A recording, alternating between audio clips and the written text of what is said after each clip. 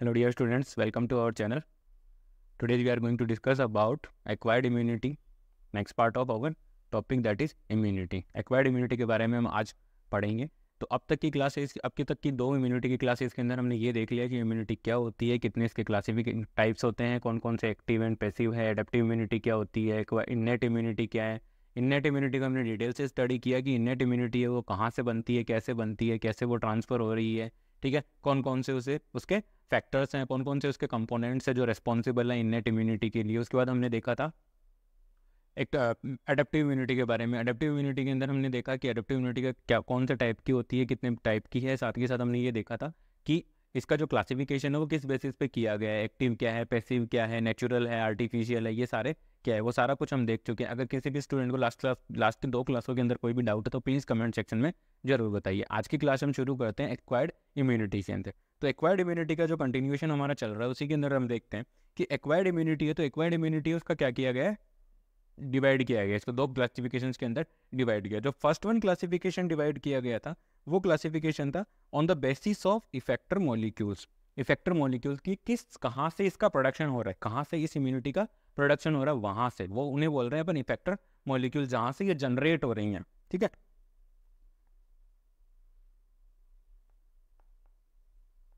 Generate from,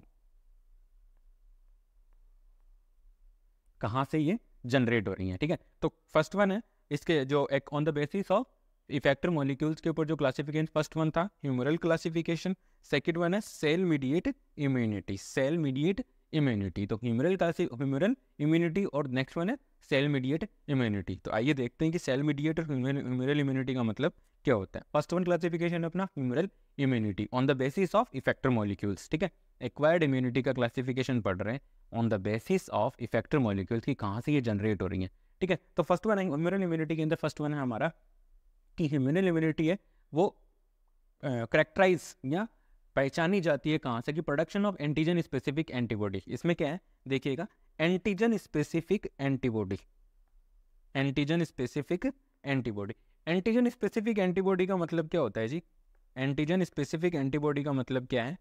antigen specific antibody का मतलब है पर्टिकुलर एंटीजन के लिए पर्टिकुलर एंटीबॉडी बनेगा. एंटीजन स्पेसिफिक, ठीक है, एंटीजन स्पेसिफिक का मतलब है पर्टिकुलर एंटीजन, मतलब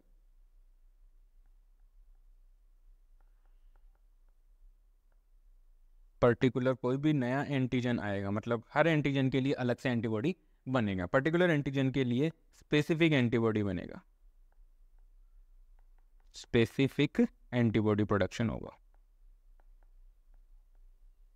स्पेसिफिक एंटीबॉडी प्रोड्यूस किया जाएगा, स्पेसिफिक एंटीबॉडी है वो प्रोड्यूस किया जाएगा. इसका मतलब है कि जो ह्यूमरल इम्यूनिटी है वो क्या है, एंटीजन स्पेसिफिक एंटीबॉडी इम्यूनिटी है. Antigen specific immunity, antigen specific, अगर आपसे एग्जामिनर सवाल पूछता है कि which immunity is antigen specific immunity, that is humoral immunity, आप वहाँ पे ह्यूमरल इम्यूनिटी को राइट क्लिक कर सकते हैं. ठीक है, और जो ह्यूमरल इम्यूनिटी है वो बी लिम्फोसाइट्स के द्वारा प्रोड्यूस की जाती है. ह्यूमरल इम्यूनिटी कहाँ से प्रोड्यूस की जाती है, बी लिम्फोसाइट्स के द्वारा प्रोड्यूस की जाती है. अब यहाँ पर भी एक सवाल बनता है, क्वेश्चन बनता है कि ह्यूमरल इम्यूनिटी,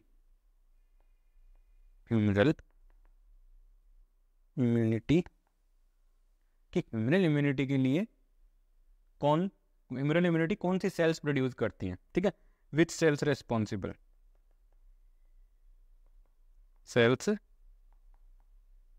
रेस्पॉन्सिबल, कि कौन सी सेल्स है वो रेस्पॉन्सिबल है ह्यूमरल इम्यूनिटी के लिए. तो कौन सी सेल्स हैं, कौन सी सेल्स रेस्पॉन्सिबल हैं, बी लिम्फोसाइट सेल्स हैं वो रेस्पॉन्सिबल है किसके लिए, ह्यूमरल इम्यूनिटी के लिए. ठीक है, ह्यूमरल इम्यूनिटी के लिए बी लिम्फोसाइट सेल्स है वो क्या है, रेस्पॉन्सिबल है. ठीक है, पहला ह्यूमरल इम्यूनिटी क्या है, एंटीजन स्पेसिफिक इम्यूनिटी है. दूसरा पॉइंट बी लिम्फोसाइट रेस्पॉन्सिबल है. तीसरा पॉइंट क्या कह रहा है, तीसरा पॉइंट ये कह रहा है कि ये क्या करती है, डिफेंस कर रही है अगेंस्ट एक्स्ट्रा सेल्यूलर पैथोजन और टॉक्सिन. जो सेल के बाहर पैथोजन आया है और जो टॉक्सिन प्रेजेंट है उन्हीं के खिलाफ ये क्या कर पा रही है, हमारी बॉडी की प्रोटेक्शन कर पा रही है. ठीक है, एक्स्ट्रा सेल्यूलर ये क्या कर पा रही है, प्रोटेक्शन कहाँ से कर पा रही है. ठीक है, प्रोटेक्ट फ्रॉम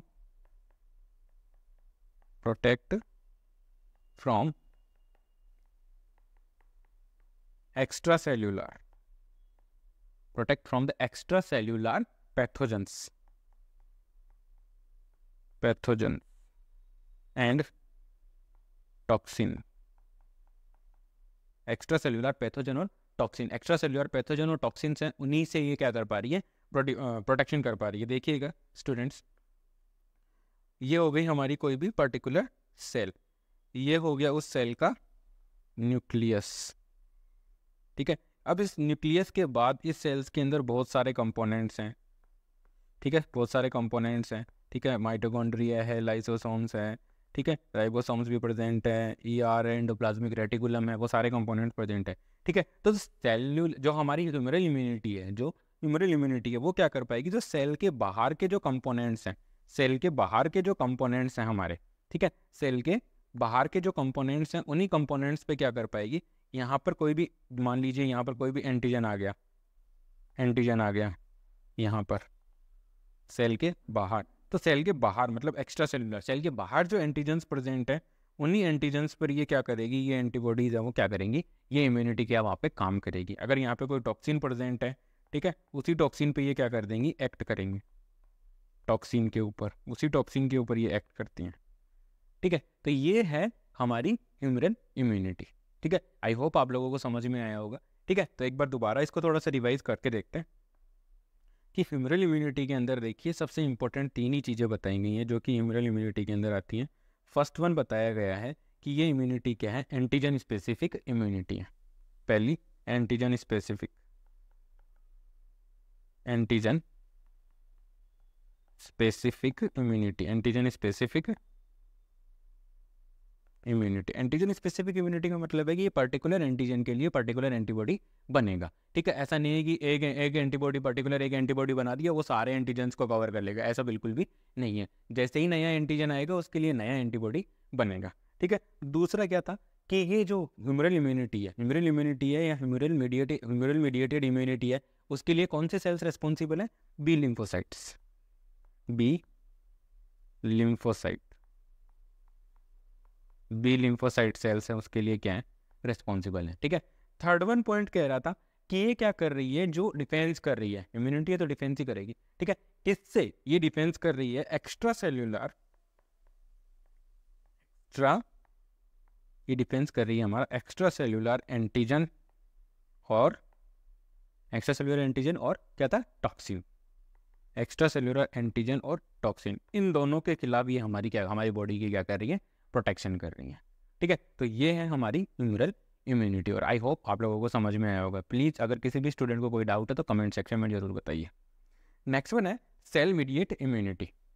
हमारी ह्यूमरल इम्यूनिटी का, हमारी जो एक्वायर्ड इम्यूनिटी है, अडेप्टिव इम्यूनिटी है, उसका जो क्लासिफिकेशन किया था, पहला बेसिस था उसका कि जो इफेक्टर मॉलिक्यूल्स हैं, जो इफेक्टर मॉलिक्यूल्स हैं उनके बेसिस पे जो क्लासिफिकेशन किया गया था, उस क्लासिफिकेशंस के अंदर सेकंड वन टाइप है उसका सेल मीडिएट इम्यूनिटी। अब सेल मीडिएट इम्यूनिटी के अंदर देखिए कि सेल मीडिएट इम्यूनिटी है उसके अंदर क्या है, ठीक है, जो इसमें क्या जो जो एंटीजन स्पेसिफिक सेल्स होंगी, ठीक है। एक्टिवेशन ऑफ, जैसे कोई नया एंटीजन आएगा, नया एंटीजन आकर के क्या करेगा, एंटीजन स्पेसिफिक जो सेल्स होंगे, एंटीजन स्पेसिफिक सेल्स, वहाँ पर क्या हो रहा था, एंटीजन स्पेसिफिक एंटीबॉडी बन रहा था। यहाँ पर एंटीजन स्पेसिफिक पर्टिकुलर जो सेल्स हैं वो क्या हो जाएंगी, एक्टिवेट हो जाएंगी, ठीक है। यहाँ पे देखिए, यहाँ पर आप देखोगे स्टूडेंट कि activation of antigen specific sales such macrophage, ठीक है। यहाँ पर क्या कर रहे हैं, वहाँ पर बना रहे थे, वहाँ पर हम क्या कर रहे थे, एंटीबॉडीज का प्रोडक्शन कर रहे थे, नया बना रहे थे। लेकिन यहाँ पर क्या है, जो सेल्स हमारी बॉडी के अंदर है, ठीक है, बेसोफिल है, न्यूट्रोफिल्स है, यूसिनोफिल्स है, लिम्फोसाइट्स हैं, ठीक है, लिम्फोसाइट्स हैं, मोनोसाइट्स हैं, ये क्या है, ये सेल मीडिएट इम्यूनिटी, ये सेल मीडिएट इम्यूनिटी, ये इम्यूनिटी क्या करेगी, जैसे ही इनके अकॉर्डिंग का कोई या इनके कैपेबल या इनके कॉम्पेटेबल अगर कोई एंटीजन प्रेजेंट होगा बॉडी के अंदर इंटर करेगा, तो ये क्या, जैसे ही वो एंटीजन आएगा तो सेल मीडिएट इम्यूनिटी एक्टिवेट हो जाएगी कि भाई जो सेल उसके लिए काम कर सकती है वो सेल ऑटोमेटिकली एक्टिवेट होगी और वो उसके ऊपर जाकर के अटैक करके उसको क्या करेगी, डिस्ट्रॉय करेगी। तो इसमें फर्स्ट पॉइंट के अंदर सेल मीडिएट इम्यूनिटी के अंदर यही बताया गया है कि जैसे ही कोई एंटीजन हमारी बॉडी में एंटर करता है तो क्या होगा, इम्यून सिस्टम एक्टिवेट होगा, एक्टिवेट होने से क्या होगा, जो एंटीजन स्पेसिफिक सेल, मतलब एंटीजन स्पेसिफिक सेल, इस वर्ड को समझिएगा कि एंटीजन स्पेसिफिक सेल्स का मतलब है कि मान लीजिए कोई एलर्जी कंडीशन का है, कोई एलर्जी का है, एलर्जी का तो वहाँ पे कौन से सेल्स काम करती हैं, इयोसिनोफिल्स काम कर रही हैं, ठीक है। तो जैसे ही कोई एलर्जी के लिए कोई एलर्जन आया, ठीक है। एलर्जी कॉज करने के लिए वो रेस्पॉन्सिबल है, वो एलर्जी कॉज कर रहा है, तो क्या होगा, ब्लड में ऑटोमेटिकली इयोसिनोफिल एक्टिवेट हो जाएंगी और वो आकर के उस एलर्जन को क्या कर देंगे, डिस्ट्रॉय कर देंगे। तो ये है इसका पहला पॉइंट कि activation of antigen specific sales. Antigen specific sales, antigen specific, बस 1 second, antigen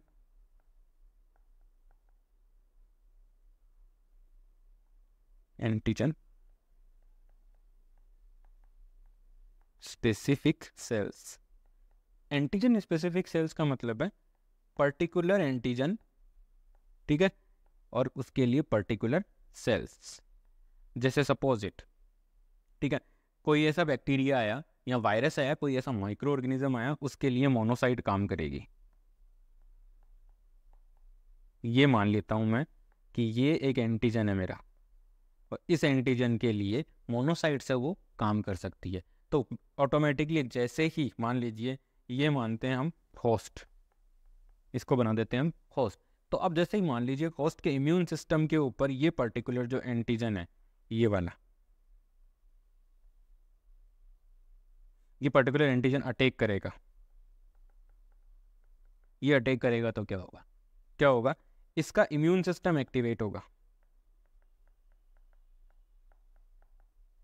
activation of immune system, activation of immune system. Immune system activate होगा, क्या होगा, इम्यून सिस्टम एक्टिवेट होगा, इम्यून सिस्टम क्या करेगा, इसको रिकॉग्नाइज करेगा, पहचानेगा कि कौन सी सेल्स इसके लिए इफेक्टिव है। मान लीजिए इसके लिए मैंने अभी आपको बताया था कौन सी सेल इफेक्टिव है, मोनोसाइट। तो इम्यून सिस्टम क्या करेगा, ऑटोमेटिकली मोनोसाइट को एक्टिवेट कर देगा, और मोनोसाइट को एक्टिवेट करके वो क्या करेगा, इस एंटीजन को डिस्ट्रॉय करवा देगा। तो ये है हमारा antigen specific cell mediate immunity. Antigen specific cell mediate immunity, ठीक है।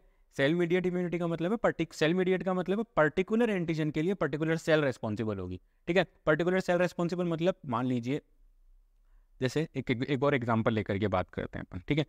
जैसे मान लीजिए ब्लड के अंदर जो मोस्ट कॉमन जो सेल्स होती हैं, देखिए मोनोसाइट,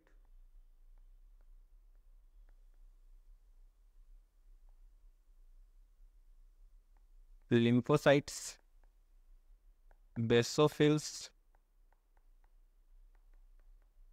इयोसिनोफिल्स,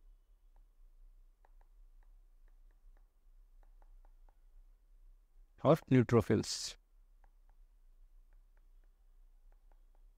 ये वाली सेल्स होगी, ये हमारी 5 सेल्स होगी, ठीक है।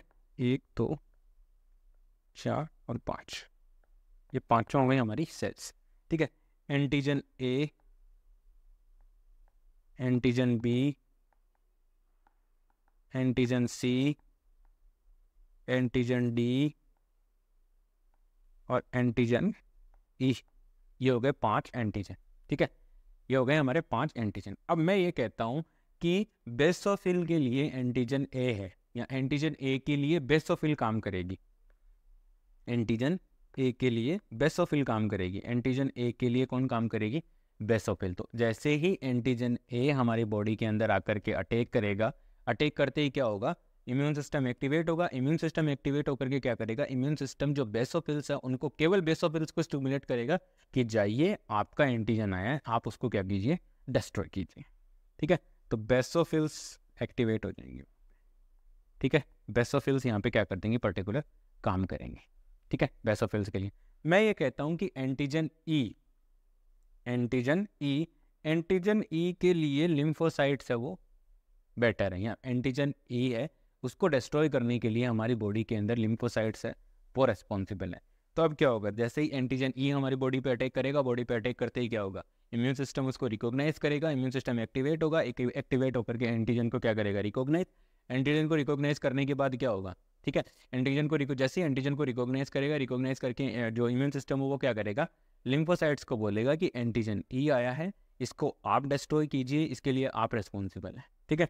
तो ये एंटीजन ई को डिस्ट्रॉय करने के लिए चली जाएंगी, ठीक है, ये एंटीजन ई को डिस्ट्रॉय करने के लिए चली जाएंगी।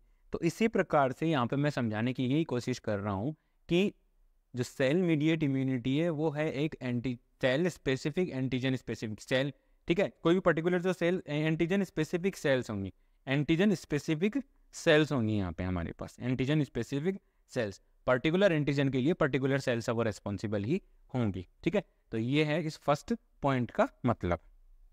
आई होप आप लोगों को समझ में आएगा। अगर कोई भी डाउट है प्लीज़ कमेंट सेक्शन में ज़रूर बताइए, मैं डेफिनेटली उनका आंसर करूँगा।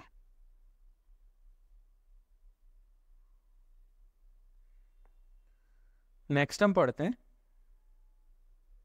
नेक्स्ट हम देखते हैं। ठीक है, तो सेल्यूलर इम्यूनिटी है वो देख रहे हैं अपन कि सेल्यूलर जो इम्यूनिटी है, जो सेल्यूलर इम्यूनिटी है, ठीक है, तो सेल्यूलर इम्यूनिटी है वो डिफाइंड है इंट्रा सेल्यूलर। ठीक है, जो सेल्यूलर इम्यूनिटी क्या कर रही है, इंट्रा सेल्यूलर पैथोजन है, पैरासाइट है या ट्रांसप्लांटेड ऑर्गन है, उनके खिलाफ क्या कर रही है, एक्ट कर रही है, इम्यूनिटी प्रोवाइड कर रही है। ठीक है, intra cellular immunity against the intra cellular pathogen, parasite, transplanted organ and transplanted tissues and organs. ठीक है, इंट्रा सेल्यूलर। अभी हमने जो ह्यूमरल इम्यूनिटी पढ़ा था वो कहाँ काम कर रही थी, वो एक्स्ट्रा सेल्यूलर पैथोजन और टॉक्सिन पे काम कर रही थी। लेकिन जो सेल मीडिएट इम्यूनिटी है वो कहाँ काम कर रही है, वो इंट्रा सेल्यूलर पैथोजन और टॉक्सिन्स के ऊपर काम कर रही है। ठीक है, इंट्रा सेल्यूलर पैथोजन और टॉक्सिन्स के ऊपर ये काम कर रही है। प्राइमरली, मोस्ट कॉमनली या प्राइमरली ये क्या करेगी, जो इंट्रा सेल्यूलर सेल के अंदर पहुंच गए, ठीक है, सेल के अंदर जो पैरासाइट है, बैक्टीरिया है, वायरस है, वो जो पहुंच गए उनके ऊपर ये क्या कर पाएगी, एक्ट करेगी। वहाँ एक्ट करके ये क्या करेगी, जो बॉडी की इम्यूनिटी है उसको बढ़ाएगी, इम्यून सिस्टम को एक्टिवेट करके वहाँ से जो बॉडी है उसकी प्रोडक्शन करेगी डिजीज कॉज होने से। ठीक है, तो ये क्या कर रही है, इंट्रा सेल्यूलर पैथोजेंस को ये क्या करती है, डिस्ट्रॉय करने का काम करती है। ठीक है, तो ये क्या कर रही है, देखिएगा स्टूडेंट्स, responsible for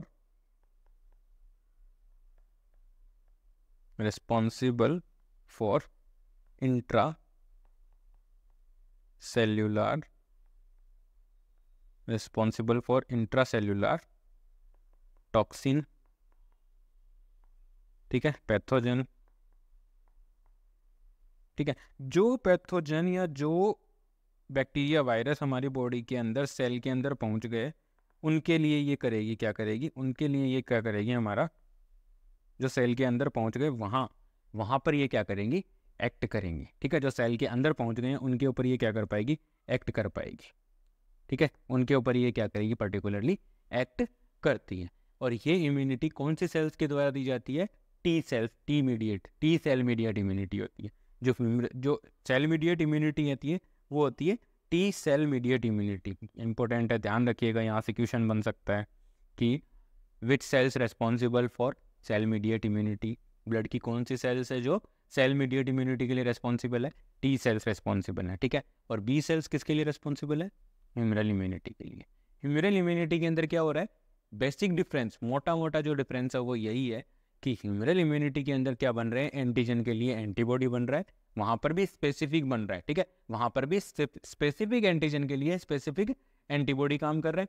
और सेल मीडिएट इम्यूनिटी के अंदर क्या हो रहा है, स्पेसिफिक एंटीजन के लिए स्पेसिफिक सेल एक्टिवेट हो रही है। ठीक है, यही डिफरेंस है। दूसरा डिफरेंस ये था इन दोनों के अंदर कि जो सेल मीडिएट, जो ह्यूमरल इम्यूनिटी है वो एक्स्ट्रा सेलुलर काम कर रही है, मतलब एक्स्ट्रा सेलुलर कंपार्टमेंट को बचा रही है। एक्स्ट्रा सेलुलर कंपार्टमेंट में कोई भी बैक्टीरिया वायरस आया है, ठीक है, उसको डिस्ट्रॉय कर रही है, टॉक्सिन आया उसको डिस्ट्रॉय कर रही है।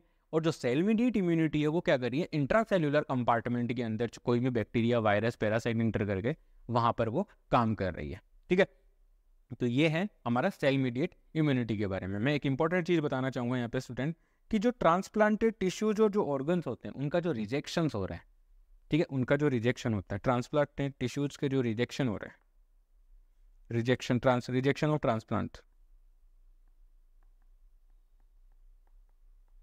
रिजेक्शन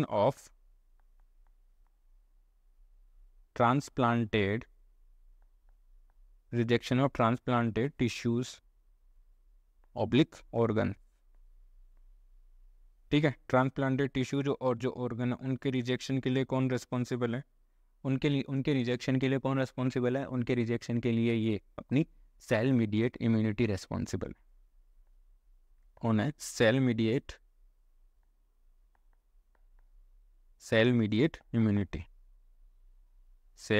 इम्यूनिटी है वो रिस्पॉन्सिबल है, वो वहाँ पर रिजेक्शन करवाती है अगर कॉम्पेटिबल नहीं है तो। ठीक है, ये सारा है हमारा जो हमारी एडेप्टिव एक्वायर्ड इम्यूनिटी है, एडेप्टिव इम्यूनिटी है, उसका जो इफेक्टर्स मॉलिक्यूल्स हैं जहाँ से इनका प्रोडक्शन हो रहा है उसके बेसिस पे क्लासिफिकेशन था ये वाला, ठीक है। नेक्स्ट पढ़ते हैं।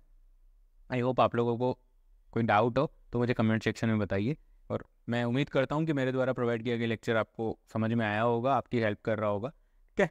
अगर कोई डाउट है तो प्लीज़ कमेंट सेक्शन में जरूर बताइए, ठीक है। नेक्स्ट है type of acquired immunity on the basis of mode of development, ठीक है।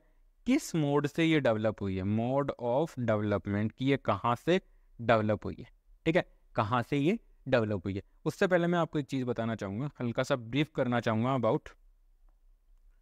अबाउट अपनी जो सेलुलर और ह्यूमरल इम्यूनिटी है उनके बारे में हल्का सा आपको थोड़ा सा ब्रीफ कर देता हूँ, ठीक है। ब्रीफ में ये देखिए, यहाँ पर देखिएगा कि जो अपनी ह्यूमरल इम्यूनिटी है, ह्यूमरल इम्यूनिटी, और यहाँ अभी अपनी सेल मीडिएट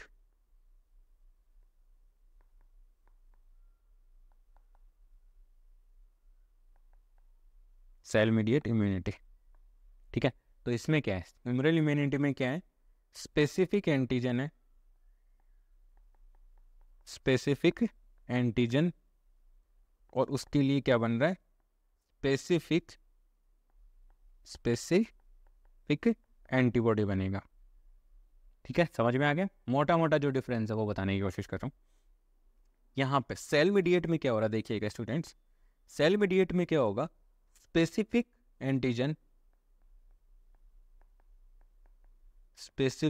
एंटीजन होगा, उसके लिए स्पेसिफिक ब्लड की स्पेसिफिक जो सेल होगी, स्पेसिफिक सेल्स होंगी वो एक्टिवेट हो जाएंगी। ये इनके अंदर इंपॉर्टेंट डिफरेंस है, ये इनके अंदर इंपॉर्टेंट। दूसरा इंपॉर्टेंट डिफरेंस, ह्यूमरल इम्यूनिटी कौन दे रहा है, बी सेल्स, ह्यूमरल इम्यूनिटी कौन दे रहा है, बी सेल्स, और ये वाली जो सेल मीडिएट इम्यूनिटी है वो कहाँ से रिस्पॉन्सिबल आ रही है, टी सेल्स है, वो मिल रही है हमें टी सेल से। तो ये एक मोटा मोटा इंपॉर्टेंट डिफरेंस है। आई होप आप लोगों को समझ में आया होगा, आप लोगों की हेल्प हुई होगी। प्लीज़ ध्यान से पढ़िएगा, कोई डाउट है तो प्लीज़ कमेंट सेक्शन में ज़रूर आप अपना सवाल है वो छोड़ सकते हैं, मैं डेफिनेटली उसको देख के आंसर करूँगा। तो अब एडेप्टिव इम्यूनिटी का जो नेक्स्ट क्लासिफिकेशन है on the basis of mode of development, ठीक है। अडेप्टिव इम्यूनिटी या एक्वायर्ड इम्यूनिटी का जो सेकंड वन क्लासिफिकेशन है on the basis of mode of development, कि किस मोड ऑफ डेवलपमेंट से ये डेवलप हो रही है, उस बेसिस के ऊपर इसका क्लासिफिकेशन किया गया है, ठीक है।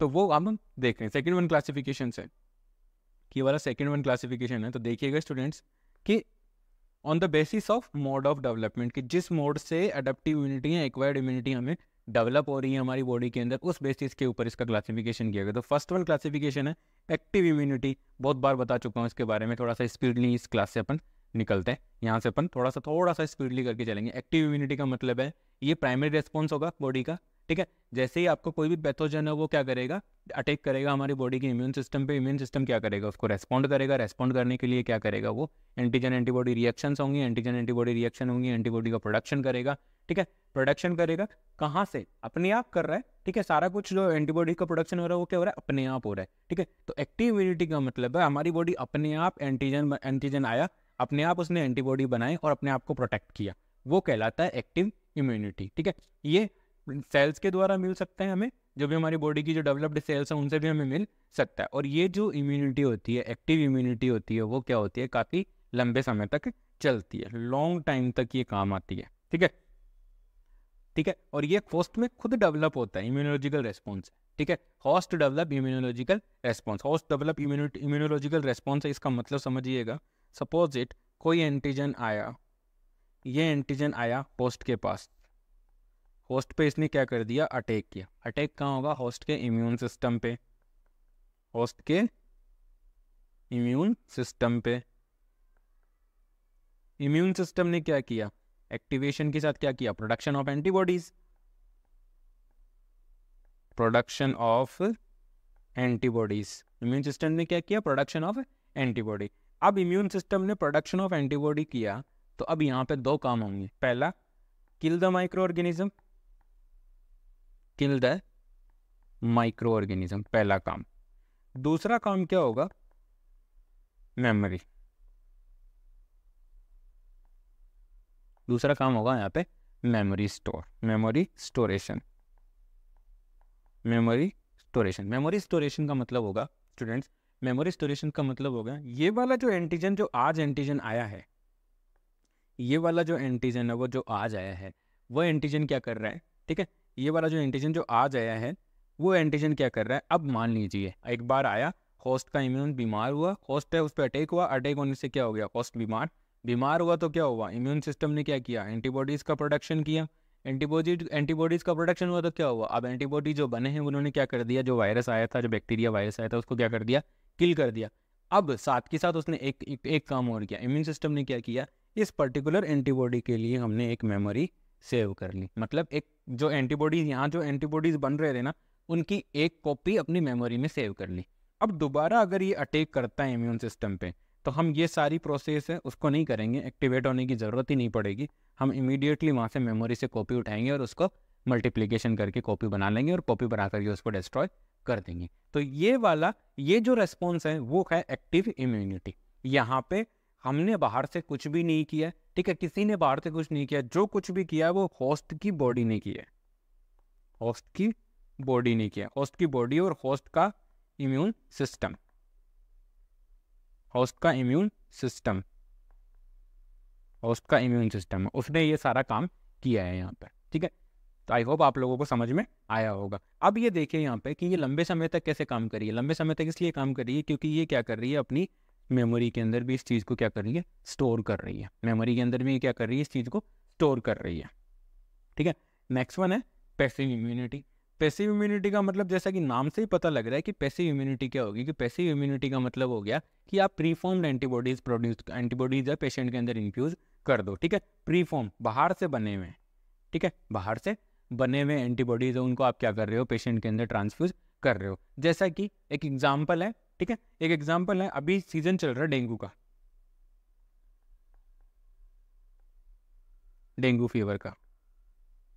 डेंगू फीवर में क्या हो रहा है, प्लेटलेट्स है वो डिक्रीज हो रही है, ठीक है, ठीक है, प्लेटलेट्स डिक्रीज हो गई, ठीक है, तो प्लेटलेट डिक्रीज होने पे हम क्या कर रहे हैं, ट्रांसफ्यूज कर रहे हैं, प्लेटलेट्स ट्रांसफ्यूज कर रहे हैं, transfusion of platelets, transfusion of platelets दे रहे हैं। तो क्या हुआ, ये जो अब इसमें क्या है, यहाँ पे मैं समझाने की कोशिश कर रहा हूँ कि प्री फॉर्म हमने ये जो ट्रांसफ्यूज करने के लिए जो प्लेटलेट्स लिए वो किसी से किससे लिए, अनदर होस्ट या अदर होस्ट, अदर होस्ट कोई दूसरा होस्ट था या दूसरा इंडिविजुअल, दूसरा ह्यूमन बीइंग था, वहां से हमने ली, और जो बीमार इंडिविजुअल था, जो सिक था, उसके अंदर हमने क्या कर दी, ये ट्रांसफ्यूज कर दी। तो ये क्या था, प्री फॉर्म्ड, पहले से पेशेंट की बॉडी को प्लेटलेट्स बनाने की जरूरत नहीं पड़ी, हमने क्या किया, बाहर से बनी हुई जो प्लेटलेट्स थी वो इन्फ्यूज करती। तो सेम है यहाँ पर भी है, इम्यूनिटी के अंदर अगर आप पेशेंट के अंदर मान लीजिए इम्यूनोग्लोबुलिन्स है उनका ट्रांसफ्यूज कर देते हो बाहर से, तो वो क्या होगी, पेशेंट के लिए एक पैसिव इम्यूनिटी हो गई। क्यों, क्योंकि उस इम्यूनिटी को जो आपने इम्यूनोग्लोबुलिन्स डेवलप पेशेंट के अंदर ट्रांसफ्यूज किए हैं, उस इम्यूनोग्लोबुलिन्स को डेवलप करने के लिए, उसके डेवलपमेंट के लिए होस्ट की बॉडी ने कुछ भी एक्शन नहीं किया, वो होस्ट को बाहर से मिल गई, ठीक है। तो ये होती है हमारी पैसिव इम्यूनिटी, और जो पैसिव इम्यूनिटी होती है वो शॉर्ट टाइम पीरियड के लिए होती है, ठीक है, हो सकता है वो कुछ वीक्स की हो सकता है वो कुछ मंथ तक चले। तो ये सारा है पैसिव इम्यूनिटी के बारे में। जो अडेप्टिव इम्यूनिटी उसका जो पैसिव टाइप है उसके बारे में। नेक्स्ट वन, एक जस्ट सरफेसली हम देख सकते हैं इम्यूनिटी है उसके अंदर कि इम्यूनिटी एक्वायर्ड इम्यूनिटी थी। एक्वायर्ड इम्यूनिटी के अंदर क्या था, एक्वायर्ड इम्यूनिटी डेवलप हो रही थी, जैसे फर्स्ट है उसके अंदर इंडिविजुअली रिस्पॉन्स हो रहा है, इंडिविजुअली इन्फेक्शन होगा, इन्फेक्शन होगा तो बॉडी रिएक्ट करेगी, रिएक्ट करेगी तो क्या होगा, इम्यून सिस्टम वो एक्टिवेट होगा, एक्टिवेट होकर एंटीबॉडीज़ का प्रोडक्शन करेगा, ठीक है। तो ये हो रहा था। अब एक्टिवेट इम्यूनिटी है वो दो तरीके, एक्वायर्ड इम्यूनिटी वो दो तरीके से मिल रही थी हमें, हो सकता है वो एक्टिव हो और हो सकता है वो पैसिव हो। तो एक्टिव का मतलब है कि अपनी मतलब होस्ट की बॉडी अपने आप एंटीजन एंटीबॉडी बना रही है, ठीक है। अब इसमें देखिए नेचुरल कैसे हो रहा है, नेचुरल तो कैसे बन रहा है, नेचुरल बन रहा है कोई माइक्रो ऑर्गेनिज्म, ये पर्टिकुलर जो माइक्रो ऑर्गेनिज्म है वो क्या कर रहा है, होस्ट पे अटैक किया, होस्ट का इम्यून सिस्टम बीमार हुआ, होस्ट का इम्यून सिस्टम ने एक्टिवेशन हुआ, होस्ट का इम्यून सिस्टम क्या करेगा, वहाँ पे एंटीबॉडी का प्रोडक्शन करके इस माइक्रो ऑर्गेनिज्म को क्या करेगा, किल करेगा। किल करेगा तो क्या होगा, वो नेचुरल, क्योंकि यहाँ पे सारा जो भी मैकेनिज्म या जो भी एक्शन हुआ था वो सारा किसके ऊपर हुआ है, वो सारा का सारा एक्शन किसके ऊपर हुआ है, वो सारा एक्शन हुआ है पेशेंट की बॉडी के ऊपर। पेशेंट ने खुद ने, बाहर से हमने कुछ भी नहीं किया। दूसरा है एक्टिव इम्यूनिटी के अंदर हम क्या कर सकते हैं, आर्टिफिशियल में क्या कर सकते हैं, वैक्सीन। ठीक है, वैक्सीन से पेशेंट को, जो मान लीजिए कोई भी माइक्रो ऑर्गेनिज्म है, उसको हम क्या, उसकी पैथोजेनिसिटी को डिक्रीज कर देंगे, डिस्ट्रॉय कर देंगे। उसके बाद हम क्या करेंगे, उस पैथोजन को क्या करेंगे, फर्स्ट के अंदर इन्फ्यूज, उसके अंदर ट्रांसफ्यूज कर देंगे उस पैथोजन को बाया वैक्सीन। वैक्सीन के थ्रू हम क्या कर देंगे, वैक्सीन के थ्रू हम क्या कर रहे हैं, वैक्सीन के थ्रू हम एंटीबॉडी थोड़ी देते हैं, और वैक्सीन के थ्रू हम देते हैं एंटीजन। एंटीजन देंगे, इम्यून सिस्टम एक्टिवेट होगा, एंटीबॉडी बनाएगा, अपनी मेमोरी में सेव कर लेगा। दोबारा कभी आएगा तो क्या होगा, वहाँ से मेमोरी से कॉपी उठाएगा, कॉपी को मल्टीप्लीकेशन करेगा और डिस्ट्रॉय कर देगा। तो ये क्या है, एक्टिव। यहाँ पर होस्ट का इम्यून सिस्टम है, दोनों के अंदर आप देख सकते हो होस्ट का इम्यून सिस्टम काम कर रहा है। यहाँ पर जो एंटीजन आया है या जो वायरस आया था, जो पैथोजन आया था, वो नेचुरली आया था। लेकिन यहाँ पे आर्टिफिशियल में हमने क्या किया, उस पैथोजन की डिजीज कोज करने की कैपेसिटी को निकाल करके उसके बाद होस्ट की बॉडी में हमने क्या कर दिया, इंट्रोड्यूस कर दिया। मतलब दोनों बार पेशेंट को हमने क्या किया, इन्फेक्शन हुआ है। ठीक है, एक बार इन्फेक्शन बीमारी का था, एक बार क्या था, वो केवल इम्यूनिटी को बनाने के लिए था। ठीक है, दूसरी साइड में बात करें पैसिव इम्यूनिटी की। ठीक है, दूसरी साइड में हम बात करते हैं पैसिव इम्यूनिटी की। तो पैसिव इम्यूनिटी की बात करें साहब, तो पैसिव इम्यूनिटी क्या कह रही है कि पैसिव इम्यूनिटी में देखिए, पहला है नेचुरल। नेचुरल है breast feeding, breast feeding. Breast feeding में क्या है, आईजीजी, इम्यून, माँ की जो एंटीबॉडीज हैं आईजीजी, ठीक है, वो सारा आईजीजी है, आईजीए है, सिक्रेटरी वेसल, जो भी सिक्रेटरी पोर्शंस होता है बॉडी का, सिक्रेटरी, जहाँ भी जो भी सिक्रेशन होते हैं बॉडी के, उनके अंदर आईजीए प्रेजेंट होता है। ठीक है, तो एंटीबॉडीज जो इम्यूनोग्लोबुलिन्स माँ के ब्रेस्ट मिल्क में प्रेजेंट थी, वो इम्यूनोग्लोबुलिन्स कहाँ चली गई, बेबी के अंदर चली गई। तो बेबी की बॉडी ने यहाँ पे, मतलब बच्चे की बॉडी ने यहाँ पे कोई एक्शन नहीं किया है। ठीक है, तो इसका मतलब है कि ये क्या है, आर्टिफिशियल है तो आर्टिफिशियल, लेकिन इम्यूनिटी तो नेचुरल है ना। इम्यूनिटी तो नेचुरल है, क्योंकि वो जो एंटीबॉडीज थे वो बने कहाँ थे, मदर की बॉडी के अंदर बने थे। ठीक है, इसीलिए वो नेचुरल है। नेक्स्ट वन है आर्टिफिशियल। आर्टिफिशियल में क्या किया हमने एंटीबॉडीज है वो लेबोरेटरी के अंदर बनाए। ठीक है, लेबोरेटरी के अंदर बनाए या किसी एनिमल सोर्स से हमने उन एंटीबॉडीज को क्या किया, रिस्टोर किया। हमने उसको वहाँ से क्या बोलते हैं उसको, एक्सट्रैक्ट किया। एंटीबॉडीज से हम जो एनिमल सोर्सेज है उनसे हमने क्या किया, एक्सट्रैक्ट किया। उसको फिर हमने क्या किया, फिल्टर करके उसके बाद हम क्या करें, इंडिविजुअल के अंदर लगा देंगे। ठीक है, ट्रांसफ्यूज कर देंगे। तो वो क्या कहलाएगा, वो कहलाएगा पैसिव इम्यूनिटी का आर्टिफिशियल टाइप है। ठीक है, तो ये सारा कुछ है हमारा इम्यूनिटी के बारे में। नेक्स्ट वन हमारा जो टॉपिक आता है वो आता है हर्ड इम्यूनिटी। आप सबने सुना होगा हर्ड इम्यूनिटी। ठीक है, तो आइए देखते हैं कि हर्ड इम्यूनिटी क्या होती है। देखिए, हर्ड इम्यूनिटी है, उसका दूसरा नाम होता है कम्युनिटी इम्यूनिटी और पॉपुलेशन इम्यूनिटी। हर्ड इम्यूनिटी का जो भी क्वेश्चन आ सकता है वो आ सकता है आपके पास, कम्युनिटी इम्यूनिटी के नाम से भी आ सकता है, साथ के साथ पॉपुलेशन इम्यूनिटी के नाम से भी आ सकता है। तो इसको नोट कर लीजिएगा स्टूडेंट, पहला कम्युनिटी इम्यूनिटी और पॉपुलेशन इम्यूनिटी के नाम से आ सकता है। ठीक है, तो अब ये देखिए कि हर्ड इम्यूनिटी होती क्या है। हर्ड इम्यूनिटी क्या होती है कि जब एक पर्टिकुलर जियोग्राफिकल एरिया के अंदर जो सफिशिएंट पॉपुलेशन है वो किसी भी डिजीज के अगेंस्ट अगर इम्यून हो जाती है। ठीक है, किसी भी डिजीज के अगेंस्ट अगर इम्यून हो जाती है, इम्यून का मतलब है कि उनको उसके खिलाफ एंटीबॉडीज उनके अंदर प्रेजेंट है। ठीक है, चाहे वो इम्यूनिटी चाहे वो उनके प्रीवियस इन्फेक्शन से बनी होगी या फिर वैक्सीन के थ्रू बनी होगी। ठीक है, तो वो क्या कहलाती है, अपनी हर्ड इम्यूनिटी कहलाती है। एग्जाम्पल के तौर पे बात करते हैं कोविड-19 के बहुत सारे टीके आ गए। ठीक है, बहुत सारे वैक्सीन है, कोविड-19 की वैक्सीन है वो हमने लगा ली। अब कोविड-19 की वैक्सीन है, मान लीजिए हम एक एरिया नाम लेते हैं दिल्ली एनसीआर। अब दिल्ली एनसीआर के लगभग लोगों को क्या लग गई है, मान लीजिए कोविड-19 की वैक्सीन लग गई। कोविड-19 की वैक्सीन लग गई, तो वैक्सीन लगने के बाद हम क्या मानते हैं कि दिल्ली एनसीआर की एक सफिशिएंट पॉपुलेशन, दिल्ली एनसीआर की एक सफिशिएंट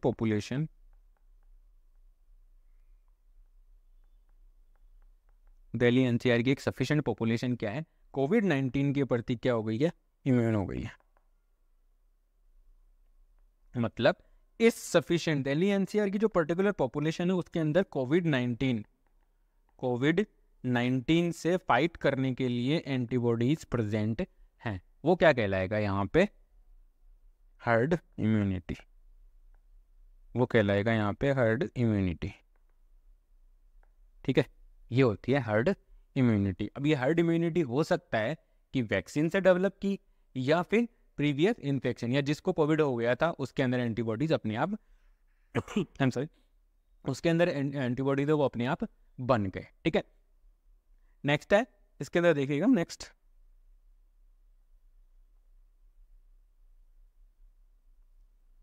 नेक्स्ट है कि जो हर्ड इम्यूनिटी है वो क्या होगी, धीरे धीरे जो इम्यूनिटी है रिच होगी, डिसअपियर हो जाएगी। ठीक है, हर्ड इम्यूनिटी है जैसे जैसे अचीव होती जाएगी, जैसे जैसे पॉपुलेशन, जो भी पर्टिकुलर पॉपुलेशन थी आपकी, ठीक है, उस पॉपुलेशन के अंदर जैसे जैसे इम्यूनिटी है, हर्ड इम्यूनिटी है, बढ़ती जाएगी। जैसे जैसे हर्ड इम्यूनिटी बढ़ती जाएगी वैसे वैसे उस पर्टिकुलर जिसके खिलाफ आपकी बॉडी के अंदर एंटीबॉडीज हैं, ठीक है, वो डिजीज क्या हो जाएंगी, इरेडिकेट हो जाएंगी। क्यों हो जाएगी? क्योंकि उस डिजीज को ट्रांसफर करने के लिए जो कैरियर्स थे वो नहीं बचे। ठीक है, डिजीज ट्रांसफर कैसे होगी? डिजीज ट्रांसफर होगी, मान लीजिए मुझे कोई डिजीज थी, मैंने जाके किसी दूसरे को कर दी, उसने जाके किसी और को कर दी, तो ये डिजीज ट्रांसफर होगी। मान लीजिए मेरे अंदर ही उस डिजीज के कोई इन्फेक्शन हुआ, ठीक है, एग्जाम्पल लेके चलते, कोविड-19 मुझे हुआ, कोविड-19 के एंटीबॉडीज मेरे अंदर प्रेजेंट थे, तो मेरे इम्यून सिस्टम ने क्या किया, उस कोविड-19 का डिस्ट्रॉय कर दिया। तो अब मैं आगे जा करके किसी दूसरे होस्ट के अंदर कोविड-19 का इन्फेक्शन है वो नहीं फैला सकता। तो ये थर्ड वन पॉइंट यही कहना चाह रहा है कि जैसे जैसे हर्ड इम्यूनिटी बढ़ती जाती है पॉपुलेशन के अंदर, वैसे वैसे वो जो पर्टिकुलर डिजीज है वो क्या होती जाती है, कम होती जाती है, और एक लेवल ऐसा आता है वहां से वो क्या हो जाती है, इराडिकेट हो जाती है। ठीक है, वो क्या हो जाती है, इराडिकेट हो जाती है। और तो क्यों इरेडिकेट हुई? क्योंकि हमारे पास क्या हो गए, वहां पे कैरियर्स है, जो कैरियर्स थे या जो बैरियर्स थे उसके लिए, स्प्रेड के लिए जो बैरियर्स थे वो सारे डेवलप हो गए। ठीक है, जो इम्यून है, जो एक्ट एज ए बैरियर, जो लोग इम्यून हैं वो क्या करेंगे, उस डिजीज के स्प्रेड के लिए बैरियर का काम करेंगे। जैसे कि मैंने भी मेरा एग्जांपल दिया, तो मैं क्या करूंगा, मेरे पास अगर कोविड-19 की एंटीबॉडीज है तो मैं कोविड-19 के लिए एक बैरियर का काम करूंगा। मुझे कोविड-19 होगा लेकिन मेरे बॉडी का इम्यून सिस्टम के पास एंटीबॉडी थे, उसने क्या कर दिया, उसको डिस्ट्रॉय कर दिया। तो मैंने कोविड-19 के लिए मैं क्या काम कर रहा हूँ, बैरियर का काम कर रहा हूँ। ठीक है, मैं आगे जाकर किसी होस्ट के अंदर कोविड-19 नहीं फैला सकता। ऐसा नहीं हो सकता कि मुझे तो नहीं हुआ लेकिन मैंने आगे फैला दिया, ऐसा बिल्कुल भी नहीं हो सकता है। ठीक है, नेक्स्ट है कोविड, जो हर्ड इम्यूनिटी है, ठीक है, जो हर्ड इम्यूनिटी है, हो सकता है कि वो हर्ड इम्यूनिटी आपको पर्टिकुलर नेचुरल इन्फेक्शन से मिली हो, या फिर पर्टिकुलरली किसी वैक्सीनेशन के थ्रू आपको मिली हो। ठीक है, हो सकता है कि एक्वायर हर्ड इम्यूनिटी आपने कहाँ से ली, या आपको कहाँ से मिली हर्ड इम्यूनिटी, नेचुरल इन्फेक्शन, आपको कोई इन्फेक्शन हुआ, फिर उस इन्फेक्शन ने ना, उस इन्फेक्शन की वजह से, उस इन्फेक्शन के होने के बाद आपके इम्यून सिस्टम ने उसके खिलाफ एंटीबॉडी बनाए, एंटीबॉडी बना करके आपके इम्यून सिस्टम ने क्या किया, उस इन्फेक्शन को डिस्ट्रॉय कर लिया, साथ के साथ एंटीबॉडी रख लिए, ठीक है, अपनी मेमोरी में स्टोर। दोबारा वो सेम इन्फेक्शन आएगा तो आपको वो अब परेशान नहीं करेगा, क्योंकि आपका इम्यून सिस्टम उसको ऑटोमेटिकली डिस्ट्रॉय कर देगा। तो एक तो ये तरीका है हर्ड इम्यूनिटी को अचीव करने का। दूसरा तरीका है वैक्सीन के थ्रू। ठीक है, दूसरा तरीका क्या है, वैक्सीन के थ्रू, कि वैक्सीन लगा करके हम क्या कर सकते हैं, प्रिवेंट कर सकते हैं लोगों के अंदर वो जो इम्यूनिटी है वो डेवलप कर सकते हैं। ठीक है, नेक्स्ट पॉइंट ये कह रहा है कि जब हर्ड इम्यूनिटी है, या एक क्रिटिकल पोर्शन, एक पर्टिकुलर या एक सफिशिएंट अमाउंट, जब हर्ड इम्यूनिटी अचीव कर लेता है हमारी पॉपुलेशन का, अगर एक सफिशिएंट अमाउंट ऑफ पॉपुलेशन है वो हर्ड इम्यूनिटी अचीव कर लेती है, ठीक है, किसी भी पर्टिकुलर डिजीज के अगेंस्ट अगर हर्ड इम्यूनिटी अचीव कर लेती है तो उसे कहते हैं हर्ड इम्यूनिटी थ्रेशोल्ड, उसे बोलते हैं अपन हर्ड इम्यूनिटी थ्रेशोल्ड, उसे बोला जाता है। तो ये है अपना हर्ड इम्यूनिटी के बारे में। आई होप आप लोगों को समझ में आया होगा। प्लीज़ अगर किसी भी स्टूडेंट को कोई डाउट है तो प्लीज़ मुझे कमेंट सेक्शन में ज़रूर बताइए, मैं डेफिनेटली उसका आंसर करूँगा। थैंक यू सो मच, आज की क्लास में इतना ही। आई होप मेरे द्वारा प्रोवाइड किए जा रहे लेक्चर वीडियोज़ आपकी नर्सिंग ऑफिसर रिक्रूटमेंट एग्जामिनेशन की प्रिपरेशन में आपकी हेल्प कर रहे होंगे। Please like, share and subscribe. Thank you so much.